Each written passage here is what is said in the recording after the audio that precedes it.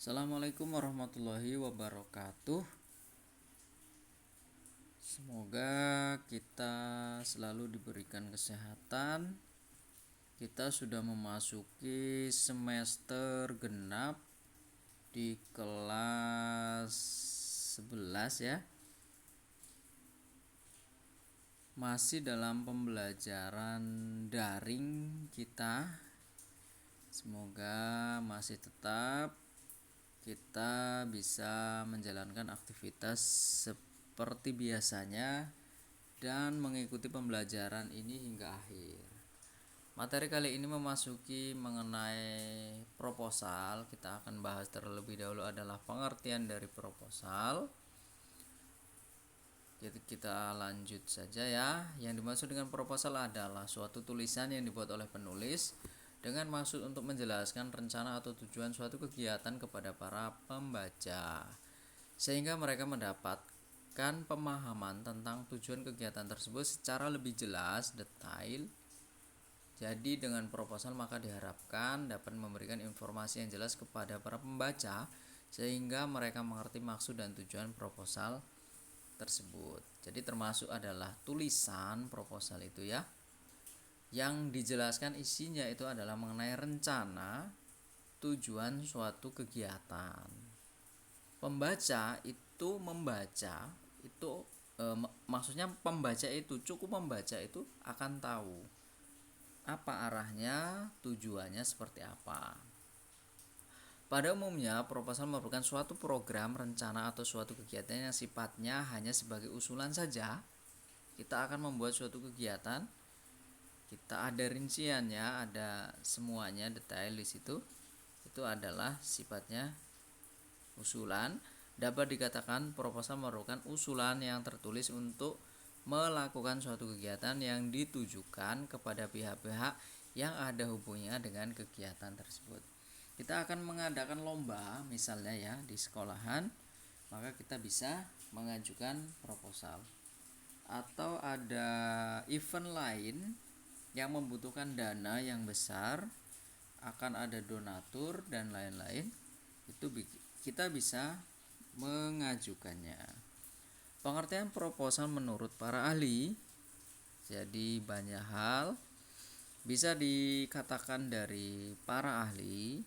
Kata proposal sendiri berasal dari bahasa Inggris to propose, yang artinya mengajukan. Berikut pengertian proposal menurut pendapat para ahli sebagai berikut. Kita ambil dulu dari KBBI, Kamus Besar Bahasa Indonesia.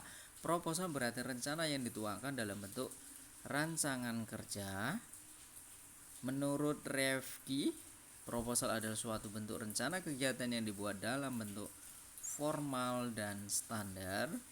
Menurut Hasnun Anwar, cetakan buku tahun 2004 di halaman 73, proposal adalah rencana yang disusun untuk kegiatan tertentu.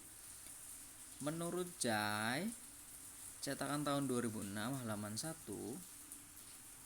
mengatakan bahwa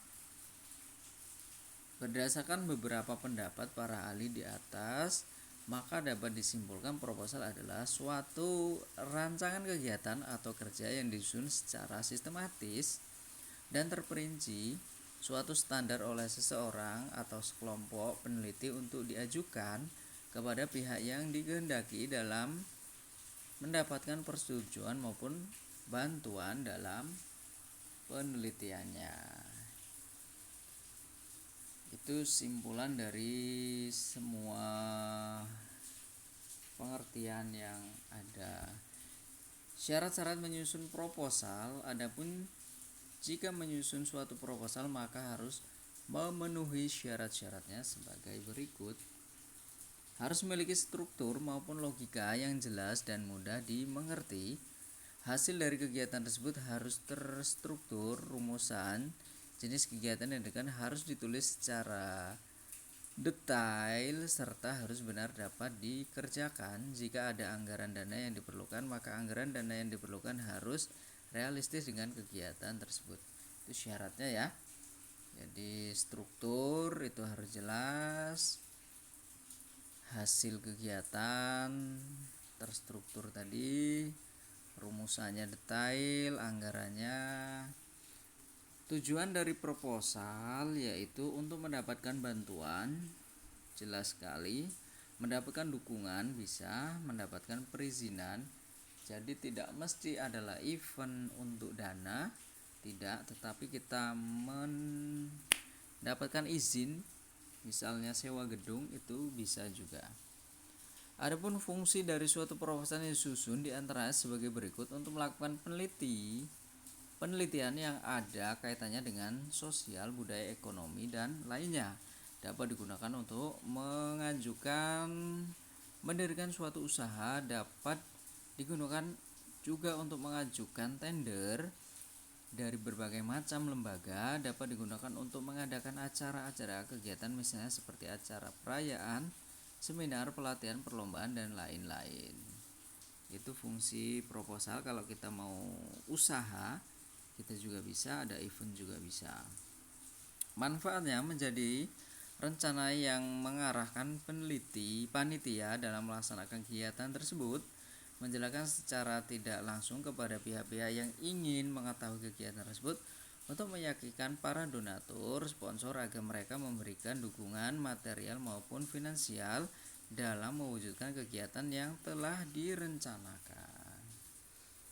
Jadi manfaatnya, kemudian fungsinya, kemudian tujuannya itu sudah sangat jelas sekali. Fungsinya bisa untuk penelitian, kemudian mendirikan usaha, bisa tender, acara kegiatan, seminar. Manfaatnya rencana pengarahan panitia, kemudian tidak langsung kepada pihak yang ingin mengetahui, meyakinkan para donatur, itu adalah menggunakan proposal. Jadi peserta didik SMK itu harus bisa membuat proposal, karena kalau tidak kuliah ya usaha itu harus menggunakan proposal.